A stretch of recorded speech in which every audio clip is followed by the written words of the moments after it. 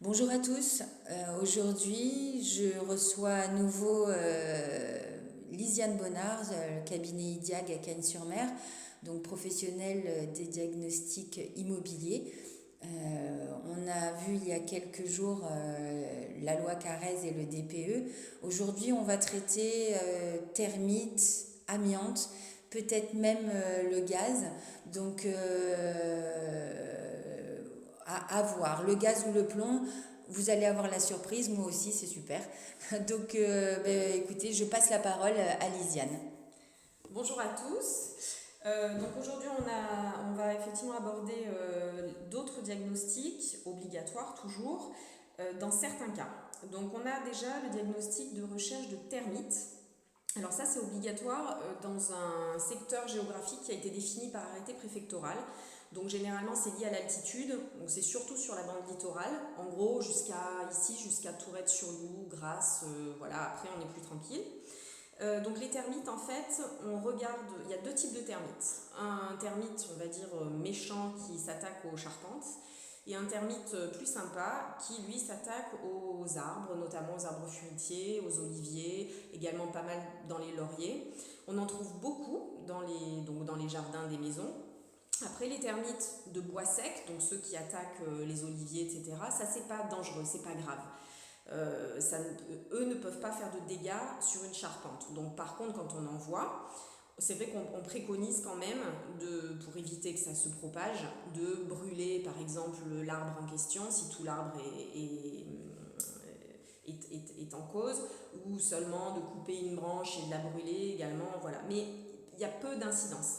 Après, ce qui est plus gênant, c'est les termites qu'on peut trouver dans les charpentes, auquel cas là, il faut vraiment traiter. Alors, toujours la même chose, c'est-à-dire que les diagnostics, n'entraînent pas d'obligation de travaux par le vendeur. C'est vraiment, le but, c'est de donner l'information à l'acquéreur qui achète en connaissance de cause. Voilà. Donc après, évidemment qu'une charpente avec des termites, il faut la traiter, ça c'est obligatoire par rapport à la sécurité de toute façon de sa maison, quoi. Donc ça, première chose. Deuxième chose, on a également le diagnostic obligatoire pour l'amiante. Donc pour tous les biens qui ont été construits dont le permis de construire est après le 1er juillet, avant, pardon, le 1er juillet 97. Donc tous les biens dont le permis de construire est d'avant, on est dans l'obligation de faire le diagnostic amiante. Donc ça, on en trouve généralement dans les toits, avec les plaques sous tuiles, les plaques ondulées qui sont grises en fibrociment, un peu gaufrées. Également, il y a beaucoup de conduits amiantés, parce que c'était un super isolant, l'amiante, et donc ça a été énormément utilisé. Aujourd'hui, l'amiante, sur un matériau dur, comme les plaques sous tuiles ou comme les conduits, ce n'est pas quelque chose de dangereux si on n'a pas d'action dessus. C'est-à-dire que demain, vous décidez de meuler une plaque en amiante, là c'est dangereux. Parce que là, il va y avoir des émanations de poussière, etc. Et les poussières d'amiante, ça se met dans les poumons et ça n'en bouge plus. Donc ça, effectivement, c'est dangereux. Maintenant, si vous ne les touchez pas, s'il n'y a pas d'action dessus, il n'y a aucun risque. Et à la limite, si on ne veut pas le voir, si on ne veut pas voir le toit, si on ne veut pas voir son conduit, on le confine, on fait un petit coffrage, un petit coffret autour et c'est terminé. Voilà. Après, il y a certains cas où là l'amiante peut poser problème. Ça, c'est des cas particuliers, des cas de dalles de sol ou de dalles de faux plafond qui sont endommagées. Là, oui, c'est des matériaux friables. Et là, on peut avoir des soucis d'émanation de poussière, mais c'est encore un cas différent et qui est très encadré. Voilà. Ensuite, on a également le diagnostic de recherche de plomb dans les peintures. Donc ça, ce sont pour tous les biens dont la construction est antérieure au 1er janvier 1949. Donc nous, on ne regarde pas les canalisations, ça reste vraiment sur les peintures.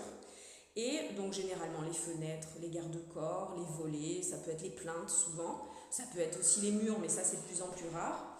Et en fait l'essentiel avec le plomb, c'est que ça ne soit pas dégradé.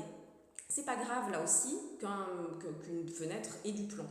L'essentiel c'est que ça ne soit pas dégradé parce qu'en fait, quand la peinture s'écaille, c'est là que ça pose problème si notamment il y a des bébés, enfin des petits, parce que quand ça s'écaille, les enfants peuvent le mettre à la bouche. En plus, j'ai entendu dire que c'était sucré, donc c'est aussi un risque supplémentaire.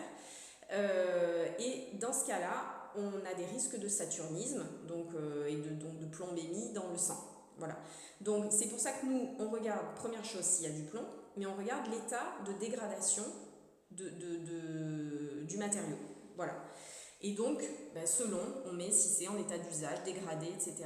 Et si on tombait sur un appartement où tout est dégradé et qu'il y a des enfants mineurs dans l'appartement, on doit même faire un dossier et envoyer à la préfecture parce que c'est vraiment un problème de santé publique. Voilà, mais enfin, moi ça m'est jamais arrivé en presque 10 ans. Voilà, donc... Ok, c'est super. On reviendra pour les derniers diagnostics sur un prochain poste. En tout cas, merci Lisiane d'avoir encore pris ce temps. Avec plaisir. Et je vous dis à tous à bientôt. N'hésitez pas à pousser la porte de l'agence au 69 avenue Simone Veil ou à me contacter en message si vous avez un projet d'achat, vous avez envie d'investir dans votre résidence principale, sur du locatif. De toute façon, quoi que vous vouliez faire, je suis là à votre écoute et prête à avancer avec vous dans votre projet. À bientôt. Merci Lisiane. Merci. Bonjour à tous. Aujourd'hui, je reçois à nouveau Lisiane Bonnard, le cabinet IDIAG à Cannes-sur-Mer, donc professionnelle des diagnostics